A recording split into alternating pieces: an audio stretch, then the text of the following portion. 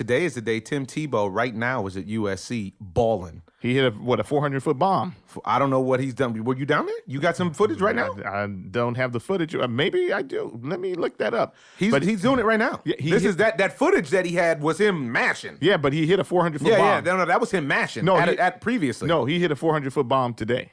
Already, huh? Yeah, and they said that the scouts have already. Oh yeah, here it is. Tim Tebow displays power.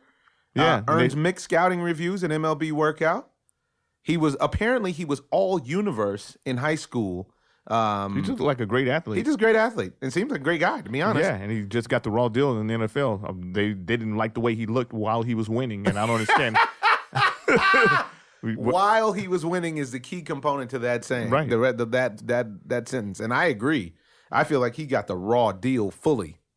Yeah. Why do you get punished for winning? I don't understand that. You didn't like the way it looked? They didn't like the way it looked. And that was everybody's complaint. Right. Nah, his fundamentals. Nah, he's not a winner. The guy came up and didn't do anything but win. He won more games probably than Tony Romo. he's won more play. He's won an equal amount of playoff games as Tony Romo. How about that? Yeah. And he's at the house trying to figure out why he can't get a job. Right. He's a stud. He's a gold baseball. Swing stick. More than 12 years after Tebow last played baseball in high school, the former Heisman Trophy winner hit 8 balls over the fence at USC's Diddell Field, including shots that cleared a scoreboard and reached the trees in right field. And that's a mash. The lefty also hit an opposite field drive that cleared the left field wall. Oppo power. That's a mash. Wow. Tebow looked less impressive during live batting practice against former Major League relievers Chad Smith and David Arjma. David Arjma cost Seattle so many games because I had him on my fantasy squad for a little while. And late into his career, he couldn't close. The armadillo. He couldn't close it. He couldn't shut it down. And they wanted him to close so bad. He would have been good in the seventh, Frankie 7th Rodriguez? or 8th. And Frankie Rodriguez, they got like 30 saves or something this year. I don't know what you're talking about. Okay. How many blown? I don't know, but he closes games. He closed one last night, as a matter of fact, against the White Sox. They need to let that kid Rondon throw. They do let him throw. They let Bruce throw. They let Bruce hit it, huh? They do, from time to time. Wow. Tebow put 4 of Smith's 20 pitches in play.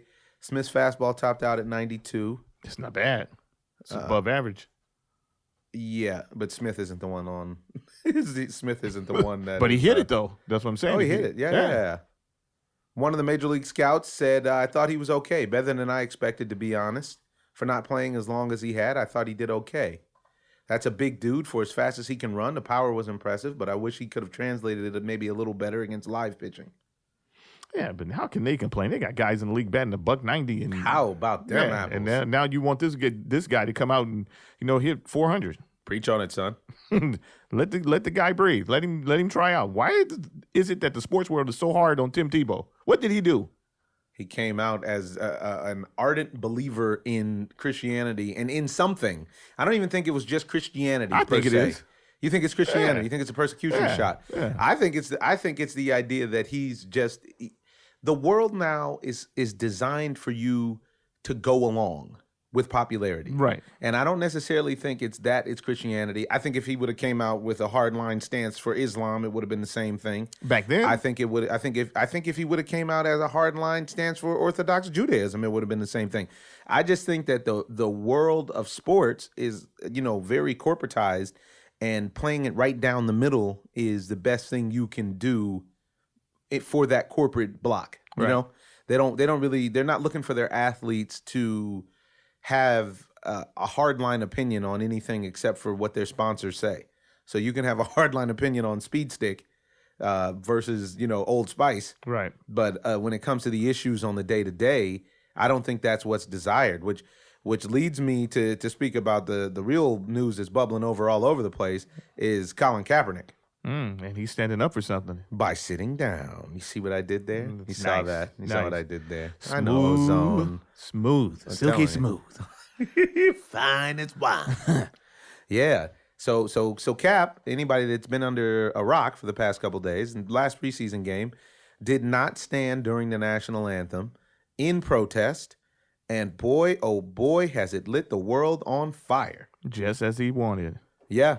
And great job, man. Stand up for something. Everybody's so scared to be, stepping on somebody's toes, being politically correct. Everybody gets a trophy. Hey, man, that's not the real world. Stand up for something that you believe in. If he believes it, then stand up for it. There's nothing wrong with that. This is kind of paraphrasing what Drew Brees said, actually. Drew Brees, I read something from Drew Brees where he said it's kind of oxymoronic to criticize Kaepernick for addressing his right, for exercising his right to protest the flag, which is what the flag is all about, right? Ironically. Right. Just like freedom of speech. Yeah. But what's interesting is that he also, but they have a lot of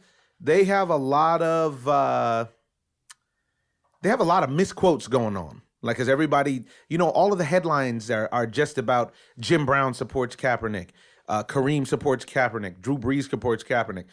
Drew Brees said, I wholeheartedly disagree. Not that he wants to speak out about a very important issue. No, he can speak out about a very important issue, but there's plenty of other ways that you can do that in a peaceful manner that doesn't involve being disrespectful to the American flag. And it's very interesting because even Jim Brown, when Jim Brown, the great, maybe the greatest athlete of all time, one of them, came out and said, he's within his rights and he's telling the truth as he sees it. I'm with him 100%. But see, then he says, now, if you ask me, would I do that? No, I won't, because I see it a little differently. I'm an American citizen. I pay my taxes. I want my equal rights.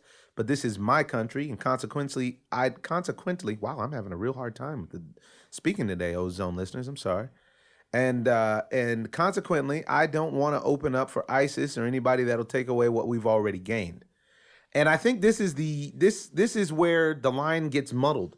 You got Rodney Harrison coming out on the personal attack saying, he's not black. Now he's apologized.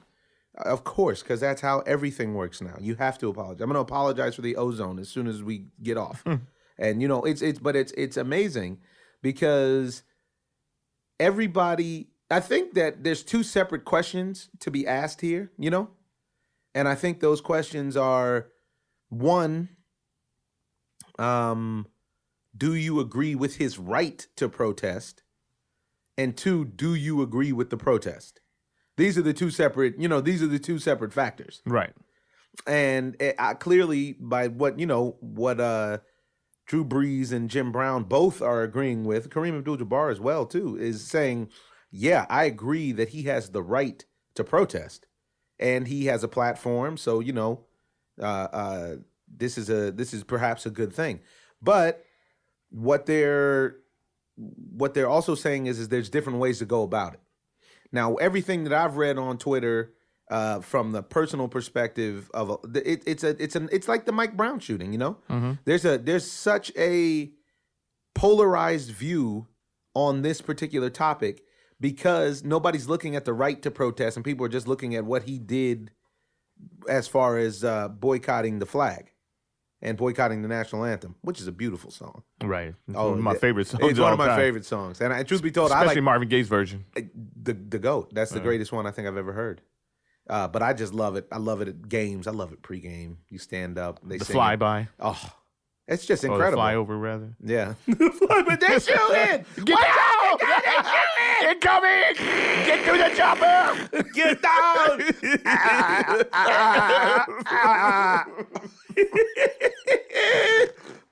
The flyby. What kind of games are you playing at, Terry? Yeah, but no. No, I feel like it's his right. I don't care if Jim Brown doesn't agree with it. Whatever he felt like was most effective. You're saying the same thing. It's not about whether or not that Jim Brown didn't say that. Right. No, I'm saying what Jim Brown just said. I'm just using Jim Brown as a platform, but I'm saying whoever doesn't agree with his method, that's his method, and that's his right to exercise it the way that he sees fit. And obviously, it pushed buttons because people are speaking on it, like we are, and maybe all it has to do is touch one person, the right person. Donald Trump is telling him if he doesn't like it, he can leave and everything. Man, come on. Yeah, wow. Why did you leave? It's just amazing to me how Donald Trump has become the go-to for anything, for immigration. And for who gets to stay and who gets to go. Right. Do I have to? Does he have a board or something you go in front of? No, what I can tell you he doesn't have a trace of Native American blood in his body. That's what I can tell you he does not have. So that tells you he hasn't done any hard work. So well, I won't say that, but what he hasn't done is be here longer than anybody else who immigrated. So that's the real for me about that. I think it's pretty interesting that today's black professional athletes are coming out and politicizing things, and it really is having such a drastic backlash. You know what I mean? It's like, and it's not just a backlash, because I think that one thing that I really did like about the Kaepernick situation is that he did it, and he even said, hey, I know there's going to be a backlash, and I know there's going to be consequences, and I'm willing to wear them. Yeah, he sacrificed himself. And he's willing to sacrifice himself for that. And in that's admirable. I doubt if he ever gets to play again in the NFL. Yeah, his methodology definitely could have gone another way. Definitely could have gone another way. But it could have also not have been as effective had it gone another way. Right. This is an ongoing conversation that I think Americans are going to have to recognize isn't going to stop anytime soon. Yeah. Because of the 1,000 or so professional athletes, even if 50 of them are willing to step out, that's going to make waves. Exactly. And I feel like you have to say at some point, how much money do you need? If there are issues that actually matter to you, then you should speak out on them, and you should demonstrate and protest and exercise your right to that. The thing that trips me out about the hypocrisy of America is it all depends on the issue. Right. Like the NBA, the NFL, I think Major League Baseball, all of these places have changed the schedules and this, that, and the other based on that transgender bathroom law out in North Carolina. Like, it was a very big deal. It's true. Very, very big deal. And when everybody came out to support Michael Sam, when Michael Sam was making his move, trying to follow his dream and try to get to the NFL. Mm-hmm. But as Americans, we seem like we just have this thing where if I agree or if I deem your struggle not worthy, up to my standards. Yeah, if I deem your struggle worthy, then I'm willing to be cool about it. And if not, I'm going to go on the internet. I'm going to burn your uniform. I'm going to burn your uniform. I'm going to go on the internet and talk totally crazy. It's something that they wouldn't say to his face. They would never. You see Colin Kaepernick and you're 5'6". You're 5'6". You better hide behind the Twitter handle. 170. Colin Kaepernick will bust you up, man. He's a professional athlete. Keep it 100. He'll bust you up. He'll bust you up. Now, you remember the brothers that back in the '68 Olympics in Mexico City that came in the I think it was the 400. They came in to fight the power, first and third, and they threw up the black fist with the glove on, with the black glove. There's a great article on a website called minds.com, and it's titled "Raising My Fist at the Olympics Cost Me My Friends and My Marriage, But I Do It Again." And it's by John Carlos, another fellow alum of San Jose State University. Wow. And he speaks about kids who he actually had to chase down because he was a school administrator years later. And they couldn't believe that he was chasing them down because he was so fast. And these kids were trying to get away. And so he finally hawked them, and they hid, and he told them to come out, and they came out. And a year later, those kids came to him with a history book, and they said, "Hey, man, we see this picture in the history books, and they don't have any story about it. It's just a two-liner with people's names. We see this guy with your name. Were you in the Olympics?" And he talks about in this article, it's pretty fantastic, exactly what it was that he was trying to do and accomplish, which was to show his solidarity with the equal rights movement and simultaneously cause conversation and controversy. He said, "As soon as we raised our hands, it's like somebody hit a switch. The mood in the stadium went straight to venom. Within days, Tommy and I were suspended from the U.S. Olympic team and had to leave Mexico City early. The aftermath was hell for me and my family. first 10 years after those Olympics were hell for me. A lot of people walked away from me. They weren't walking away because they didn't have love for me or they had disdain for me. They were walking away because they were afraid. What they saw happening to me, they didn't want to happen to them and theirs. It's amazing. He ended up losing his wife. His relationship with his kids became strained.